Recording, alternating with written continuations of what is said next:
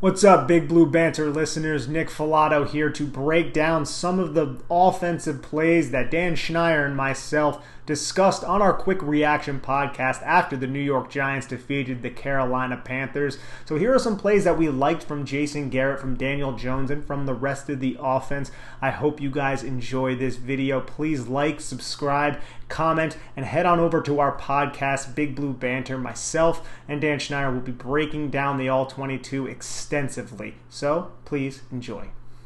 Here's the first play on offense for the New York Football Giants, and it's a play we've seen several times this season. You have two tight ends to the boundary up here. Evan Ingram is going to slightly shift right before the snap, and he's going to come across the screen in a split type of action here, and it's just going to be a simple zone read play. Devontae Booker, the running back, is going to enter the mesh point, and Daniel Jones, he is tasked to read 5-3 right here. He's going to read 53, and what do we know about the Carolina Panthers defense? They love to run man coverage, so you're going to have the two receivers to the field, release or vertical, take both of these options out of the picture here. So if Daniel Jones does end up keeping the football, then he's going to have a lead blocker with nothing but space. We'll see that right here. Let's roll it. See the shift.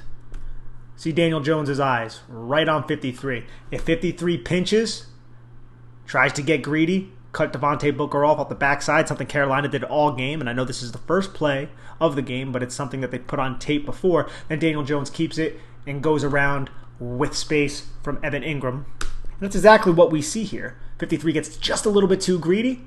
Evan Ingram gets in his way enough. Daniel Jones keeps the football and rushes for a nice gain here. Because look, you have two blockers downfield. Once the defense realizes what's going on, 53 can't get in position to get Daniel Jones from the backside because Daniel Jones is too good of an athlete, and you have just a cluster of Carolina Panthers right here. And then a deep safety with two blockers. It's a great design by Jason Garrett. It's a design we've seen so far this season in other games, and here's the end zone copy of it, and it's the design that we see a little bit later in the game, which I'll show in a little bit. I love it. Look, 53 just pinches a little bit too far down. You can see feet are a little wide here. He has a lot of weight planted on this foot. And Daniel Jones has that kind of speed. Evan Ingram gets in his way enough to elude him. You have to use Daniel Jones' athletic ability. It's a crucial part of this offense, is being able to take advantage of his natural gifts. And we'll see the same play here from a different formation. Now you're in 11 personnel. We see Evan Ingram as an H-back off the line of scrimmage, and you could tell because sometimes H-backs, they're doing certain things on the play, they'll stay tight, but you could basically read that he's coming across in some form or fashion here. Only this time it's going to be to the boundary here. It's not going to be to the field like we saw before. Watch. Goes into the mesh point. We're reading this defender here. We have an inside release from this receiver right here. The linebacker is going to have some space to travel. You have the natural pick being set here. And Jones is just going to follow his blockers and pick up 9 yards there. It's a nice play right there, man. It's nicely designed. You could run a lot of misdirection off of it, and if you don't like what you see on the outside, you can always hand the football off to Devontae Booker for a few yards, hopefully more. And watch 98 there. 98 totally bites down after. DJ has the ball. You love to see this. You love to see the blocking downfield by Sills and Evan Ingram. This play doesn't work out for the New York Giants, but it is a tight end screen delayed to Evan Ingram, and I really like the play call, even against man coverage, because you're going to use Dante Pettis in motion, get him going, and then snap the football using his momentum to release vertically, with John Ross also releasing vertically, just acting as a clear out for the chip screen to Evan Ingram here. It's just Jeremy Chinn makes an excellent individual play defeating Matt Parrott's block on this play, which we'll see right here. You can see Pettis goes across, 24 is following, easy identifier that it is man coverage. You go into a play action, you have the heat coming, you have the blitz coming, perfect time to throw a screen. Matt Parrott sets up, he's square with Jeremy Chinn, and that's the only block that has to happen, because look at the catch point. If this block is executed by Matt Parrott, who is going to get Evan Ingram? You have two blockers down here. One of these receivers can realistically come off of this block and make the play, but look how far back this deep safety is. You have 28, this Giants receiver right here, and then all of these Carolina defenders away, other than Jeremy Chin. But Jeremy Chin just makes an excellent play. Evan Ingram kind of runs into his arms there. Matt Parrott just kind of can't get enough of Chin to blow this play up. But still, I really like the play design here. It could have been a huge play. The Giants, I feel like they always draw up these little tight end screens or these halfback screens, and they're always one block away from being gigantic gains. One of these days, ladies and gentlemen, they are going to hit on a play like this. One of these days. It just wasn't against Carolina here. Now we're going to get into some slant flat because Jason Garrett ran the crap out of some slant flat in this game. It's something that he's been using since he became the offensive coordinator of the New York Giants. So basically what you're going to get here is a quick slant, flat route. You're going to get an OTB route here. So that just means over the ball. You run about 5 to 6 yards and then just square up over the center and show your hands. Then you're going to get a flat and a slant here. Simple slant flat mirrored on both sides. The objective of slant flat is to create a throwing window right where this apex defender happens to be. And that's what happens on a couple of these plays. And you're going to see an adjustment that Daniel Jones makes that I really, really like here in a couple plays. Because once this defender here flows with the flat route, it's going to open a throwing window for Daniel Jones to hit a slant, which we'll see right now. Jones, this is just a quick half-field read. Throw the football. He puts it, I feel like, in a good place. It's a little bit behind Darius Slayton, but 4 is kind of coming with a lot of steam here, so you kind of want to put it on that back side shoulder right there. Still, Slayton can collect himself and pick up a few extra yards. But Daniel Jones, he's basically just reading this apex defender. He reads him. He sees him attach man coverage, tries to get to the hip of this receiver running in the flat, and then look. Huge throwing window for 86 because 28 is an outside leverage and is beat inside because of Darius Slayton's release, which is an outside release. Look, turns his head and everything, releases outside, starts to press vertically, gets this defender's hips completely flipped, and uses his hands to go back inside, present a good target for his quarterback. Love that play. Now we see it here from a different formation. You're going to have a 6-man protection package here. You have a 2x2 set. What you're going to get, slant flat again. What happens? 24 sticks with Dante Pettis right here, and it just opens a gigantic throwing window for Darius Slayton. Because the Carolina Panthers were playing off, man. They were playing man coverage. When they were in zone coverage, they were playing off like this right here. They try to bail their safety 34 here, and what they're doing is they're trying to force Daniel Jones to throw hot here. They're selling this like it's going to be a blitz from this defender. You can see that Pettis is pointing it out right here. So if this guy blitzes, then you have man coverage for 34 on Dante Pettis, but instead 34 ends up bailing to a deep responsibility. 24 ends up flowing laterally with the flat route. 26 is in a position that's off, possibly because of the pre-snap fake, possibly because he's just accounting for the speed of Darius Slayton. But when you're off with your hips, or with your butt, I should say, to the sideline, yes, you're orienting everything inside, but on these quick hitters, these quick slants, it's difficult for 26 to get on top of that if he doesn't anticipate it originally, which he does not here. You can see he gets into his back pedal, and look at all that space there. It's an easy pitching catch. Daniel Jones reads it and fires it to Darius Slayton for a nice little gain. So slant flat was working solidly in this game. Now we're going to see the same play that we saw earlier, only Daniel Jones is going to go attack the other side of the formation. You're going to get flat, slant, OTB, flat, slant. Only this is later in the game. And what I want you guys to pay attention to is that apex defender again, because Carolina, Phil Snow, they started catching on to what the Giants were doing. So what Carolina does here, and this is something that I want to applaud Daniel Jones for. What Carolina does here is this defender does not travel to the flat. He allows that flat route to gain depth. 26 kind of cheats down a little bit on that because he wants to bait Daniel Jones to throwing this slant route and possibly coming up with an interception. It's a mistake a lot of young quarterbacks make. They anticipate what a defender is going to do because they've seen it previously in the game. But in this play, Daniel Jones recognizes the coverage, sees that this player right here just stays in the throwing window, and he fires to his open receiver that happens to be in the flat here. Love to see that type of processing post-snap. Let's watch it. Staying in that window, baby. 26 cheats up a little bit, but that's a lot of space to cover. So Daniel Jones isn't going to wait to have this defender react. Instead, he takes what the defense gives him and picks up a couple yards. This is not a huge gain. It is not a huge play, but from a processing standpoint, it's great to see Daniel Jones adjust himself and react accordingly to what the defense is showing here. So I love to see that personally.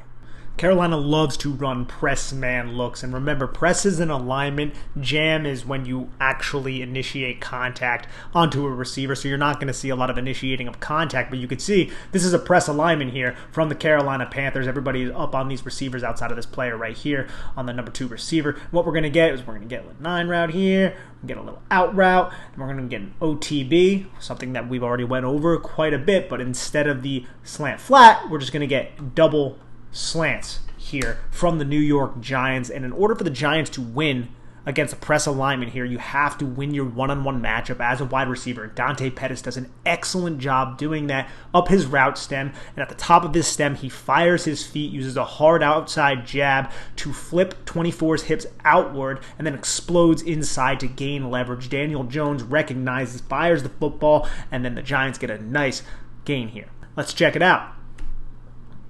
Daniel Jones, look at that jab foot right there. Hips oriented this way. That's the wrong direction. Space. That's a way you beat man coverage right there. You have to win your one-on-one matchups, and Dante Pettis did an excellent job winning his one-on-one matchup here against man coverage. You can see Colin Johnson. He has 2-6 all over him. Evan Ingram's covered by Jeremy Chin. Booker has some leverage on this linebacker here. That could have been a completion. Doesn't look like 9 as much. But Pettis, man, over the middle of the field, and great job by Daniel Jones recognizing and firing the football on that specific play. As we said on the reaction podcast, the Giants ran a ton of bootlegs, play action rollouts, a ton of move the pocket type of stuff. Get Daniel Jones on the move, use his athletic ability, and also not allow this Carolina defense to really impact the game with that pass rush featured by Hassan Reddick and Brian Burns. You got Jeremy Chin on the blitz. I mean, it's a pretty potent and dangerous pass rush, Derek Brown. So I love plays like this. It's simple. It's just a play action rollout, only to Daniel Jones' left side, so it's his non-dominant side, his non-throwing side. The Giants rolling out plenty of times to the right, and they spiced it up. They rolled it out to the left here. You're going to get the play-action fake to Devontae Booker, and you have a double Y set, YY set here. You're going to get a vertical type of release from this receiver who's aligned at the H-back. You're going to have the deep over. You're going to have Kyle Rudolph block down the line of scrimmage. He's not going to run a route. And then you're going to have Evan Ingram do the same thing and then leak out into the flat. And you'll see how he's wide open right here. 34 bails to deep coverage. Oh no, they're running the football. Jeremy Chin shooting for shooting. This linebacker reading to see what's going on. Nobody's really paying attention to the pass other than these defensive backs over here. You have this guy coming in on the pressure of Daniel Jones. Daniel Jones easily finds Evan Ingram, who is absolutely wide open with no one around him, for this easy, simple catch and run or pick up a solid gain there. And this is an easy play, but this is a play that the Giants, they were running quite often against Carolina from different formations, from different situations, and it was a way to get simple, easy yardage against an aggressive defense and also keep said aggressive defense honest. So I really enjoyed this simple play call from the Giants. Carolina's defense was also super aggressive in an effort to stop the run in this game. These linebackers were just shooting gaps every time the Giants went into play action early in the game, but the Giants ran play action and moved the pocket and bootlegs and rollouts so often that they had to temper their aggressiveness. It was a great game plan by Jason Garrett to utilize those concepts to slow down what Phil Snow wanted to do, kind of putting the ball into his own court instead of giving Phil Snow an opportunity to be uber aggressive here. And you can see these linebackers and what they do, because Daniel Jones enters the mesh point here and he just fires the football right here to this receiver who's going to be wide open. Watch. Goes into the mesh point, reads the defense, wide open. No linebackers underneath. John Ross just easily creates the separation here. Makes a nice move, ends up getting tackled. But look at those linebackers, man. Those linebackers pinch up so heavily. Look at all that damn space. Like, what is this guy supposed to do on an inside breaking route if this safety is not going to help him out? It's very, very difficult. It's a very difficult place to be in as a defender, especially against a player like John Ross who can get in and out of his breaks so damn quickly. That's just a great play right there by the Giants in terms of recognizing what the defense is doing and how out of position they were. We'll see it here. Jones goes into the mesh point. You have Jeremy Chin, you have 34, all way too close to the line of scrimmage, and they have to seriously bail. Jeremy Chin, man, this guy's a phenomenal athlete. Look at that. Almost got a piece of that, but Jones just threaded the needle. It was a nice gain to John Ross. And that wasn't the only time the Giants were able to take advantage of just super aggressive linebackers by using this play action passing attacks. We're going to see it here as well. Goes into play action. Darius Slayton open. Now this is a low throw. He must have held left trigger in Madden if you were an Xbox fan. Goes into the play action. Look, all those linebackers around the line of scrimmage. Hit the back foot, fire, wide open. There's no defenders around him. And Daniel Jones could definitely put a better ball out there for Darius Slayton to catch it and possibly get going, even though this defender seems to have the angle. But still, this is a nice completion, and it's just the Giants taking advantage of a defense that was just way too aggressive. And hey, X's and O's won by Jason Garrett. It's not something Giant fans have said too often in his tenure here as the offensive coordinator, but in this game, he defeated Phil Snow in that area. I'm a fan of this play call as well to get Daniel Jones rolling to his favorable side, to his right side, getting him out of the pocket and also creating conflict in the secondary because we're going to have this deep over route from Evan Ingram. We have Daniel Jones who's going to flow in this direction. That's important. And then we're going to have a switch release from the number 2 and the number 1 receiver, which is going to put this defender into a pretty precarious situation. So you're going to have this receiver release inside, and you're going to have the number 2 receiver release outside, and the inside release of the number 1 receiver creates traffic for 24 to kind of work over the top of, which we'll see here in a little bit. And the route ran by Darius Slayton here is going to be a curl right near the sticks. So it's difficult for 24 to kind of flow over the top of number 1's release and then kind of get to Darius Slayton. You'll see that here in a bit, but I also love the protection here from the Giants because you have Kyle Rudolph here in this number 3 spot, and his entire job is to just influence this defender inside so Daniel Jones can roll out here. He's going to have linemen who also flow out in this direction. I really like the fact that the Giants got Daniel Jones on the move so often. Let's roll it. I don't know what that green was. And you can see Kyle Rudolph right there. Influences this defender. Daniel Jones is just way too athletic. Has Billy Price. Darius Slayton is wide open for a catch. This is a well-designed play here. Obviously, someone makes a huge error, which we'll go over here in a second. But watch, 24. He makes contact with 1 and gets over the top, puts himself into a position where he can squeeze Darius Slayton to the sideline if Darius Slayton is going deep, but that's not Darius Slayton's plan. He's going to cut it back, and then you have a big throwing window. 34 cannot get there. Pre-snap on this play. The Panthers tried to get tricky. They aligned into too high at first, but then they dropped Jeremy Chin to a deep responsibility. Play him at robber. It's right here. Evan Ingram's over the middle of the field, but he's not clearly in the line of sight for Daniel Jones. Daniel Jones is targeting 86 here.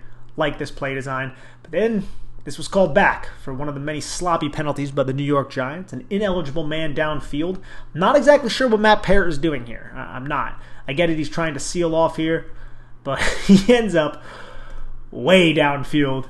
And Daniel Jones, at the time Daniel Jones releases the football, we have Matt Parrott a little bit too far downfield here. So that's definitely questionable on his part. He's basically running a route while blocking a linebacker. But I do like this concept in general from the New York Football Giants. And now we have the red zone play. Look, it's no secret that the Giants have been abysmal in the red zone in terms of putting points on the board. We saw it in this game when Kyle Rudolph stepped out of bounds. The Giants got stuffed on their next 3 plays, gave the football back to the Carolina Panthers, but then got a safety, which really makes me want Joe Judge to be more aggressive in these situations. I know it's all contextual, but whenever you go for it on 4th and short in that area of the field, if you don't get it, you basically are winning the field position battle if you trust your defense, which isn't something the Giants' defense has necessarily earned throughout the entirety of the season, but certainly they earned it in this game. And what I loved about this play here is this is man coverage. Again, look, press alignment. So what the Giants are going to do is they're going to devise a man beater. We saw something similar, only with a little bit different, from Cooper Kupp last week when the Giants got beat down by the Rams. So you have Dante Pettis off the line of scrimmage here. This is his covering defender, that is Dante Jackson, I believe. So what you're going to do is you're going to have Darius Slayton and Colin Johnson, two bigger body guys, especially Colin Johnson. They are going to release vertically. And why are they doing that? They're releasing vertical to create traffic for Dante Jackson, to get to Dante Pettis, who's just going to run right along the line of scrimmage into the flat, make the catch, and fall into the end zone, riding Jackson along the way.